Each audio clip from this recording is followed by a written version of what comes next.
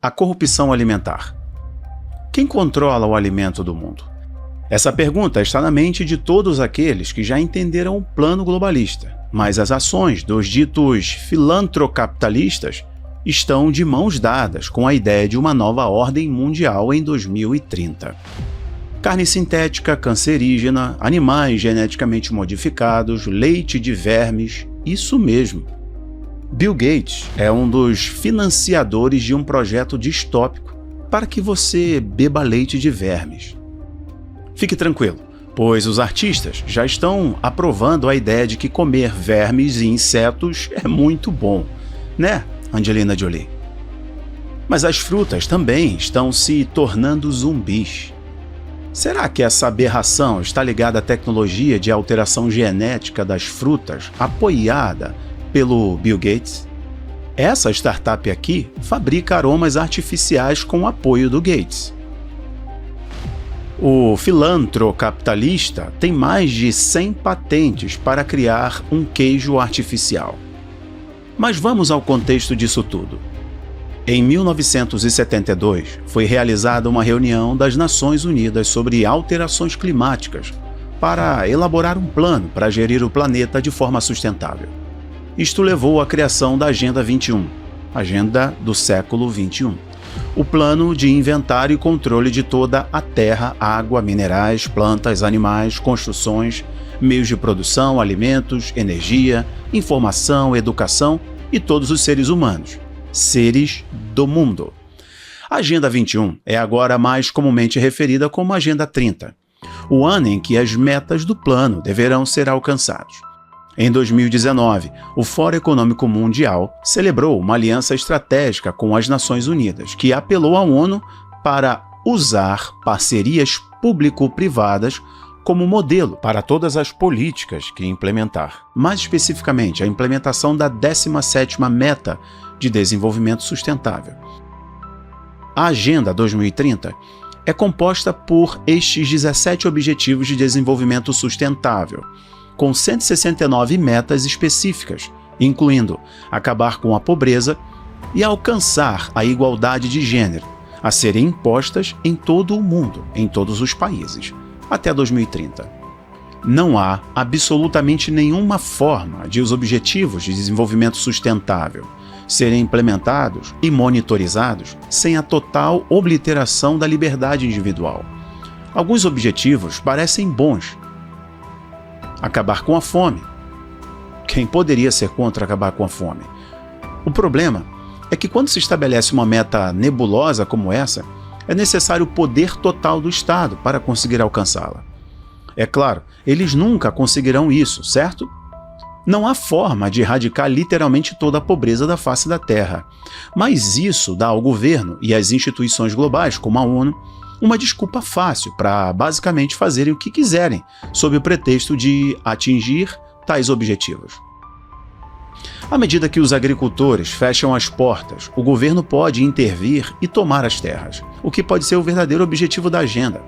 Mas como diz Margaret Byfield, isto abre caminho para o desaparecimento da propriedade privada. A agenda final é que não haja propriedade da terra, de modo que não possuímos nada. Lembra da propaganda do Fórum Econômico Mundial? No futuro você não terá propriedade, mas será feliz.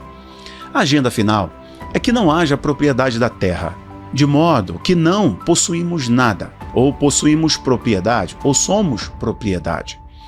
É contra isso que estamos realmente a lutar do ponto de vista da governança global. Os globalistas têm tudo planejado. Muitos dos planos da nova ordem mundial baseiam-se na gestão de crises e na ideia de que ocorrerá uma grande crise que levará a uma transição. É aí que os globalistas irão surgir e atacar para poder salvar o dia, transformando a sociedade num paraíso prometido. Em algum momento, a narrativa mudou para girar em torno da questão climática, como disse Balmakov. Antes disso, era a Guerra Fria, mas isso mudou depois de uma reunião do Clube de Roma lá em 91. Tanto os Rockefellers como as primeiras afiliações ao Fórum Econômico Mundial podem estar ligadas ao Clube de Roma, um grupo de reflexão que se aliou com o neomalthusianismo, a ideia de que uma população excessivamente grande dizimaria os recursos e que pretendia implementar uma agenda de despovoamento global. Eles criaram este documento incrível onde dizia: precisamos de uma nova justificativa para este Estado todo-poderoso, diz o jornalista Newman. Então, a nova desculpa será porque o meio ambiente será prejudicado e porque o clima nos prejudicará, como disse Balmakov. Ou seja, o carbono que eles querem eliminar, na verdade, é você. O Fórum Econômico Mundial foi, na verdade, uma parte crítica da implementação desta agenda da ONU. Há alguns anos, tornaram-se um parceiro estratégico da ONU para a implementação da Agenda 30. E então começamos a olhar para as ligações entre o Fórum Econômico Mundial e a China, Klaus Schwab e Xi Jinping, como sendo velhos e bons amigos. Eles divulgaram comunicados à imprensa sobre o quanto se amavam, o quanto se amam e se beijam. Então, temos os supercapitalistas, representados pelo Fórum Econômico Mundial, e depois, do lado do governo, temos os comunistas. Após a adoção da Agenda 30, o Partido Comunista da China, o PCCH, torna-se o grande divulgado por todos os seus órgãos de propaganda. Certa vez, um dos líderes da OTAN, o Javier Solana, disse que este seria o próximo grande salto em frente, correto? O último grande salto em frente na China matou milhões de pessoas. Por que iríamos querer outro grande salto deste? Isso é loucura. Então, temos comunistas e supercapitalistas, todos se unindo e trabalhando nessa agenda de desenvolvimento sustentável. E isso deveria fazer com que todos nós parássemos e pensássemos: espere um minuto, isso não faz sentido superficialmente. O que de fato está acontecendo aqui? Mas é porque a China é o case, lá é o modelo. Os globalistas sugerem que comer insetos protegerá o planeta, eliminando a necessidade de criação de gado, reduzindo o uso de terras agrícolas e protegendo o meio ambiente. A Organização das Nações Unidas para a Alimentação e Agricultura também incentiva o consumo de insetos e alimentos à base de insetos. Em junho de 2021, o Fórum Econômico Mundial também publicou um artigo categorizado como Segurança Alimentar, no qual promove a utilização de insetos na alimentação. E ele diz assim, aspas, precisamos de dar aos insetos o papel que merecem nos nossos sistemas alimentares. Fecha aspas. Eles justificam esta proposta bizarra dizendo que irá resolver uma crise alimentar iminente. Em 2021, a Comissão Europeia autorizou as larvas da farinha como alimento, divulgando um comunicado à imprensa que fez um grande alarde. Aspas, o papel crescente que os insetos desempenharão como parte de uma dieta mais saudável e sustentável, bem como os benefícios para o ambiente nos próximos anos. Fecha aspas. Victor Davis Hanson, historiador militar e agricultor de amêndoas, observou o seguinte: existe essa ideia globalista de cima para baixo de que certos países ocidentais têm dietas que não aprovam. Em outras palavras, eles são mais à base de carne. E eles acham que os humanos não precisam de proteínas à base de carne. E querem forçar as pessoas a seguirem os seus paradigmas, ou quererem comprar ou acumular terras agrícolas. E é assim que eles vão cultivá-lo. É como a União Soviética ou a Revolução Cultural de Mao. É de cima para baixo, e isso resulta em desastres. Segundo o Dr. Bill Cold, da Canada Health Alliance, existem riscos seríssimos que estão associados ao consumo de insetos. E dentre esses riscos está justamente o risco de uma toxina, ou surtos de micotoxinas, além de novos vírus que podem surgir de espécies cruzadas. Um artigo da Michigan State University alerta sobre o risco de comer insetos, desde risco para alérgicos a outros riscos mais sérios, como, por exemplo, bactérias desconhecidas que podem causar doenças que são encontradas nos insetos. Vírus, parasitas e fungos também representam um risco que deve ser muito bem estudado antes de toda essa imposição distópica. Se o governo e as entidades empresariais conseguirem assumir o controle da terra, poderão controlar o abastecimento de alimentos e, com isso, as pessoas. Lá em 2018, a Bayer se fundiu com a Monsanto, combinando as empresas responsáveis pelo agente laranja e pelo pioneirismo na guerra química. Em 1999, o CEO da Monsanto, Robert Shapiro, gabou-se de que a empresa planejava controlar 3 das maiores indústrias do mundo: agricultura, alimentação e saúde, que agora operam como negócios separados. Mas há um conjunto de mudanças que levarão à sua integração. Isso já está acontecendo no tempo que produzimos esse documentário. Hoje, estes fabricantes de produtos químicos controlam uma enorme percentagem do abastecimento alimentar mundial. A Cargill é a parceira do Fórum Econômico Mundial e é a maior empresa privada dos Estados Unidos. Este gigante monopoliza áreas inimagináveis vastas da indústria alimentar global, incluindo o processamento de carne nos Estados Unidos. As práticas comerciais da Cargill, juntamente com as políticas de que maior e melhor aplicadas pelos seus comparsas do Departamento de Agricultura dos Estados Unidos, levaram ao encerramento de muitos matadouros locais.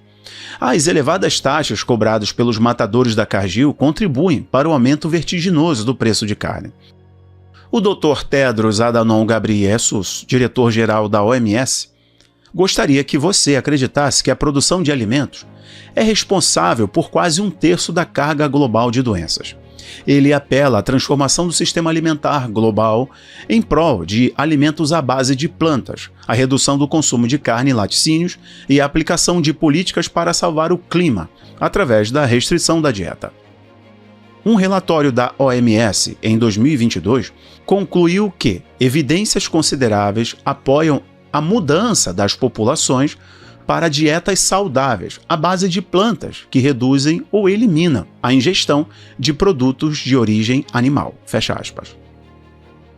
O Eat Forum, o Fórum da Comida, a The Lancet e seus grandes parceiros tecnológicos falam o seguinte: nós nos dedicamos a transformar o nosso sistema alimentar global através de ciência sólida, ruptura impaciente e novas parcerias. Esse fórum foi criado por outras grandes organizações dos tecnocratas. A sua iniciativa Fresh, Reforma Alimentar para a Sustentabilidade e a Saúde, visa transformar o sistema alimentar global. Os parceiros da iniciativa Fresh incluem Google, Cargill, Syngenta, Unilever, PepsiCo e muitos processadores químicos, como BASF, Bayer e DuPont. Um elenco bastante estranho de personagens para o desenvolvimento de um plano alimentar saudável e sustentável, não?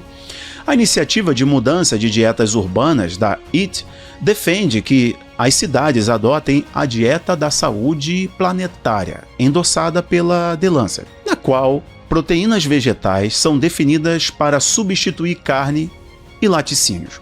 A carne vermelha é limitada a 30 calorias por dia. Um relatório elaborado pela EAT concluiu que a transformação que pretende impor às suas dietas é pouco provável que tenha sucesso se for deixada ao critério do indivíduo e exige uma reformulação a nível sistêmico com intervenções políticas duras que incluam leis, medidas fiscais, subsídios e sanções, reconfiguração comercial e outras medidas econômicas e estruturais. É o que eles pretendem fazer, ou seja, na marra. E a Fundação Rockefeller? Os membros da família Rockefeller podem ser mais culpados do que qualquer outra pessoa na história por empurrar a agricultura das explorações agrícolas familiares independentes para os conglomerados empresariais. Em 1947, Nelson Rockefeller fundou a Corporação Internacional de Economia Básica para modernizar e corporatizar a agricultura da América do Sul, particularmente no Brasil e na Venezuela. O IBEC transformou a agricultura para depender de maquinário e fatores de produção dispendiosos, o que prejudicou a viabilidade dos agricultores camponeses de subsistência. A Associação Internacional Americana para o Desenvolvimento Econômico e Social, uma organização filantrópica financiada por Rockefeller, ajudou a construir um mercado através do qual o IBEC poderia enriquecer os seus próprios donos.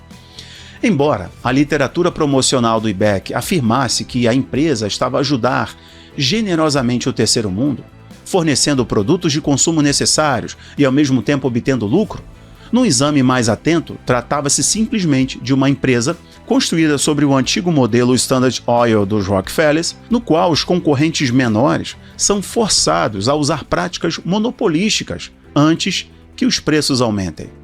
Essa tática foi levada a um nível totalmente novo com a chamada Revolução Verde. Primeiro no México, na década de 1940, depois nas Filipinas e na Índia, na década de 60, bem como no Brasil e nos Estados Unidos. As práticas agrícolas tradicionais, como o uso de esterco como fertilizante para culturas nativas tradicionais, foram substituídas por um modelo de agricultura química mecanizada, usando novas variedades de sementes financiadas pelos Rockefellers, que foram desenvolvidas para exigir fertilizantes petroquímicos e pesticidas para produzir rendimentos agrícolas significativamente maiores em comparação com as culturas tradicionais cultivadas pelos agricultores camponeses em vários países. Vale a pena notar que os Rockefellers, como oligarcas do petróleo, lucraram generosamente com os fertilizantes e pesticidas à base de petróleo, que este novo método exigia, assim como a mudança da medicina. As culturas cultivadas eram quase todas cereais, como o arroz, e substituíram culturas tradicionais, mais ricas em nutrientes, como o milho. A Índia registrou um aumento na alimentação, mas uma diminuição na nutrição. Com mais calorias vazias, vegetais e proteínas animais, os micronutrientes desapareceram da dieta. A anemia, cegueira, problemas de fertilidade, baixo peso ao nascer e o comprometimento imunológico aumentaram. Embora a Revolução Verde tenha sido aclamada como uma solução para a fome e a pobreza mundiais, também envenenou o abastecimento de água local, esgotou o solo e deixou agricultores afogados em dívidas, pois já não conseguiam produzir de forma independente dos fertilizantes e das sementes que agora são dependentes. A nossa audiência mais interessada pode fazer uma pesquisa sobre os OGMs e os Rockefellers. Em 2006, a Fundação Rockefeller, a Fundação Bill e Melinda Gates e outros impulsionaram a Aliança para uma Revolução Verde na África, ou AGRA, e seguiram novamente este manual comprovado. Desde o lançamento do AGRA, a biodiversidade africana foi perdida e o número de pessoas gravemente subnutridas na África subsaariana aumentou quase 50%. E isso está nos próprios relatórios da ONU. Tal como na Índia, os agricultores estão a ser induzidos a abandonar agriculturas ricas em nutrientes e resistentes à seca, como o milho tradicional, em troca das calorias vazias do milho geneticamente modificado. Centenas de organizações africanas exigiram o fim deste projeto neocolonial, deixando o futuro da agricultura africana nas mãos dos agricultores nativos, que melhor conhecem a terra.